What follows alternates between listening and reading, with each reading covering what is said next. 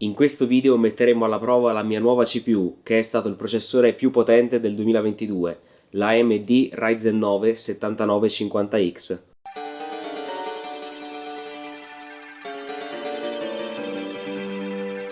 Ciao ragazzi, ciao a tutti e bentornati qui sul canale del vostro Nintendaro pazzo. Oggi siamo qui con la rivisitazione di questa CPU che vi ho già detto essere stata la più potente del 2022. Parliamo infatti di un Ryzen 9 7950X, modello da 16 core e 32 thread, in sostanza la punta dei processori consumer di AMD. E ora questa CPU è quella che utilizzo tutti i giorni con il mio PC, perché sono riuscito a trovarla a un prezzo davvero super interessante. Parliamo infatti di 300 euro su subito.it, usata sì, però perfettamente funzionante, e a questa cifra devo dire che è sicuramente un'ottima alternativa se ovviamente cerchiamo un processore che abbia tanta potenza, soprattutto in multicore, che comunque se la cavi bene in singolo core e che in sostanza riesca a farci fare un po' tutto quello che ci pare, magari ovviamente con un occhio più verso gli applicativi professionali che rispetto al gaming. Ma tutti i prezzi, specifiche tecniche, benchmark eccetera li vedremo dopo avervi ricordato di iscrivervi qua sotto al canale, attivando anche la campanellina per ricevere tutte le notifiche, così da rimanere sempre aggiornati e non perdervi nessun video che uscirà sempre qui la domenica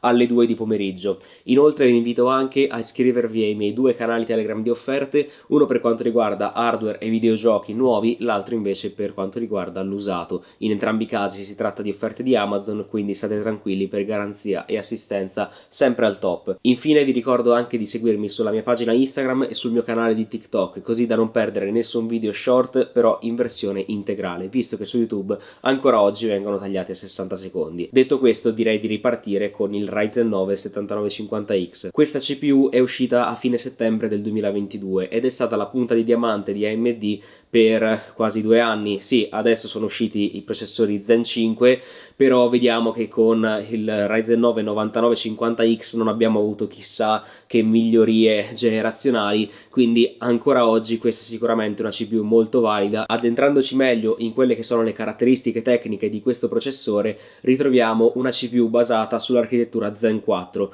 con litografia a 5 nanometri da parte di AMD. In questo caso abbiamo 16 core e 32 thread, che è il core count massimo attualmente offerto da AMD nella fascia consumer. Ritroviamo poi 64 MB di cache di livello 3 e questi core sono divisi in due CCD, sostanzialmente l'architettura Zen 4 sapete che è basata su chiplet, e in questi due CCD ritroviamo in un 8 core 16 thread e nell'altro la stessa identica cosa con relativa cache. In questo modo abbiamo la possibilità di avere così tanti core in una singola CPU. Per quanto riguarda le frequenze operative di questo processore abbiamo un base clock di 4,5 GHz, mentre come frequenza in boost raggiunta da 1 massimo 2 thread in teoria sulla carta avremmo 5,7 GHz, che è veramente tanto.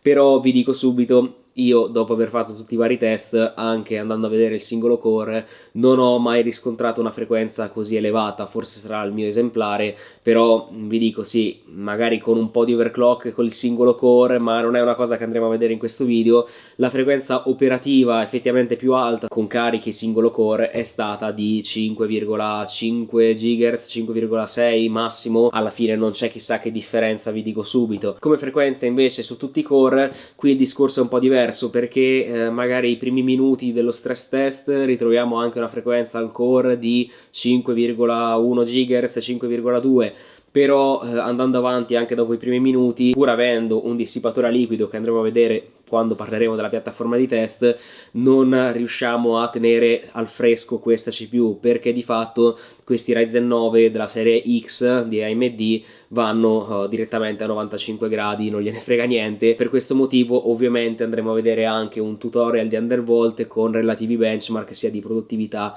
che di gaming, così da vedere quanto si riesce a risparmiare in termini di consumi e di temperature, così da avere sempre una frequenza stabile in tutti i carichi di lavoro. Per passare ora alla piattaforma di test, vi ho già detto, questo Ryzen 9 sarà la mia CPU principale, quindi la piattaforma di test è il mio PC, che è composto da una scheda madre ASRock X670 Extreme Steel Legend, 32 GB di RAM DDR5 impostati a 6000 MHz CL32, e come dissipatore a liquido abbiamo un Endorphin Avis F360 ARGB Come alimentatore abbiamo invece sempre un Endorphy ed è il Supreme FM5 Gold da 1000 watt.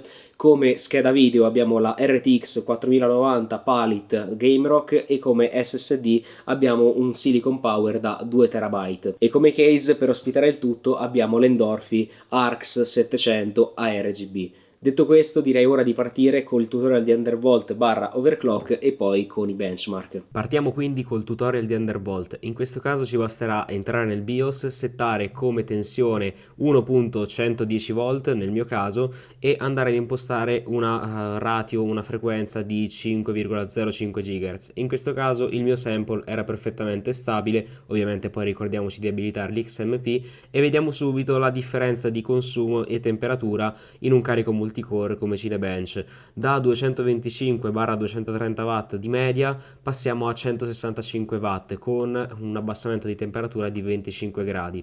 Nei giochi più o meno la stessa cosa, da 150 watt di consumo passiamo a 88 watt circa e di conseguenza le temperature passano da 70 gradi a 52 per un average frame rate che ovviamente andremo a vedere fra pochissimo, che rimane molto simile. Ora passiamo ai benchmark di produttività. In questo caso le differenze non sono elevatissime, più che altro nel singolo core, e vediamo anche i risultati del Ryzen 7 7007 8 core 16 thread. Su Cinebench 2024 più o meno i risultati sono simili, il singolo core a stock è ovviamente più elevato, mentre in multicore il punteggio si equivale tra lo stock e l'Undervolt. Su Blender Open Data 4.0 due punteggi praticamente identici e poi vediamo il Ryzen 7 7007 che ovviamente ha 8 core in meno, e su 7zip anche qui vediamo dei risultati un pochino migliori sullo stock rispetto all'Undervolt, ma comunque non sono differenze abissali se consideriamo il risparmio in termini energetici.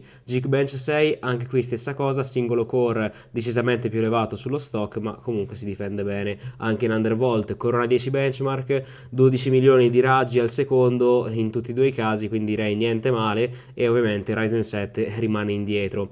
Su V-Ray 6 anche in questo caso risultati molto simili per quanto riguarda un carico multicore. Quindi per passare ai giochi come primo titolo abbiamo Control, testato in Full HD e settaggi di Digital Foundry. In questo caso tutte e tre le CPU, insomma le due CPU con le due varianti del Ryzen 9 stock e Undervolt, riportano dei risultati molto simili tra di loro, intorno ai 220 fps di media. Su Alan Wake 2 Full HD e DLSS prestazioni e settaggi di Digital Foundry siamo sui 170 fps di media, anche se Ryzen 7 totalizza qualche frame in più, anche se mi sembrava ecco che anche Ryzen 9 fossero in una situazione di CPU limited. Death Stranding, per passare al terzo gioco, Full HD e settaggi maxati, siamo sui 230 fps circa di media per tutte e tre le CPU, quindi davvero risultati ottimi per un gioco del genere.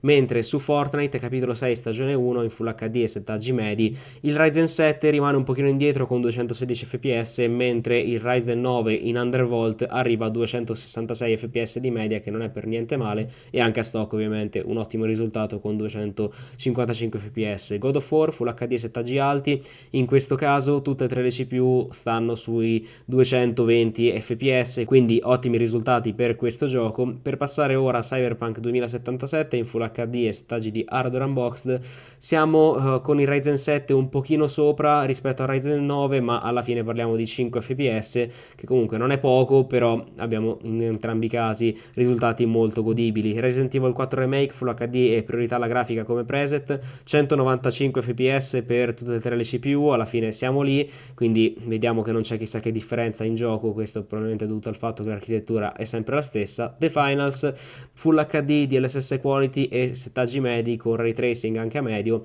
siamo sui 140 fps per lo stock, 155 per l'Undervolt, e Ryzen 7 si ferma a 133 fps. Counter Strike 2 Full HD settaggi medi senza FSR, con tutte e tre le CPU siamo sui 320 fps di media, con Ryzen 7 qualcosina in più, davvero ottimi frame rate per questo titolo. E per passare ora a Black Myth Wukong in Full HD, DLSS Quality e settaggi di Digital Foundry, qui purtroppo siamo limitati dalla GPU in pieno, perché il frame rate medio si ferma a 130 fps in entrambi i casi, vedete dal grafico, insomma la GPU al 100%. Sui Age of Mythology Retold Full HD e settaggi maxati con ray tracing a medio, arriviamo al cap del frame rate di 144 fps, quindi anche qui insomma tutte e tre le CPU si comportano più che egregiamente. E per finire con l'ultimo titolo abbiamo Final Fantasy XVI in Full HD e settaggi maxati con DLSS quality. In tutti e tre i casi ci fermiamo sui 140 fps perché siamo CPU limited, alla fine la GPU potrebbe dire qualcosina in più. Ed eccoci qui ragazzi, dopo aver visto tutti i benchmark. Che dire, questa è una CPU sicuramente impressionante, soprattutto per quanto riguarda i carichi in multicore, che magari non è una cosa che facciamo tutti i giorni, che facciamo tutti quanti, e infatti questo è un processore che vi dico subito non ha senso se volete fare un PC esclusivamente da gaming, o comunque da gaming e fate anche altre cose, sia chiaro, perché non serve un 16 core anche per fare video editing, rendering e quant'altro. Vi basta semplicemente un 8 core, anche un 6 core alla fine, senza problemi. E però vi dico, questa CPU trovata a 300 euro, ho detto a questa cifra me la prendo, non me ne frega niente, anche se magari l'andrò a sfruttare un po' poco, però ho detto mi sono voluto togliere lo sfizio, ho detto chiaramente. Guardando però ora l'altra faccia della medaglia, cioè i vari lati negativi che ha questa CPU, il primo l'abbiamo già visto, è quello dei consumi, che sono effettivamente un po' troppo alti e che abbiamo risolto in questo video grazie all'Undervolt. Ovviamente sì, se uno non vuole fare Undervolt e la vuole tenere a stock, preparatevi ecco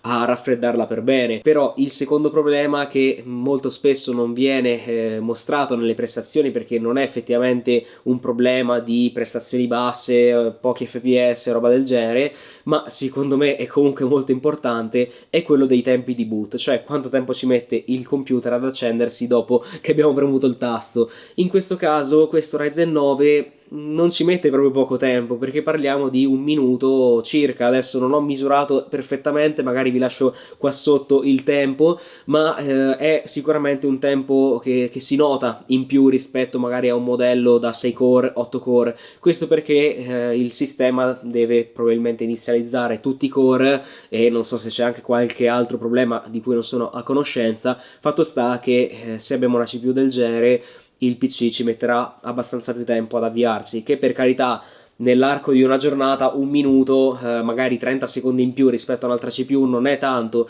però può fare la differenza. Se siamo di fretta dobbiamo accendere il PC velocemente e invece dobbiamo stare lì ad aspettare che il computer parta, si avvii tutto quanto. Poi certo, una volta avviato non abbiamo sicuramente problemi, e anzi le prestazioni le abbiamo viste nei benchmark, sono sicuramente molto molto impressionanti. Parlandovi ora meglio dei prezzi e delle alternative, vi ho già detto questa CPU nuova attualmente costa sui 450 euro, che non è male secondo me. Ovviamente se usata la riusciamo a trovare sotto i 400 euro, certo 300 euro come l'ho presa io, vi dico, è una botta di fortuna, lo ammetto, e a quel prezzo è sicuramente da considerare se dovete utilizzare il PC per questi carichi di lavoro, o se ve la volete prendere per sfizio un po' come ho fatto io.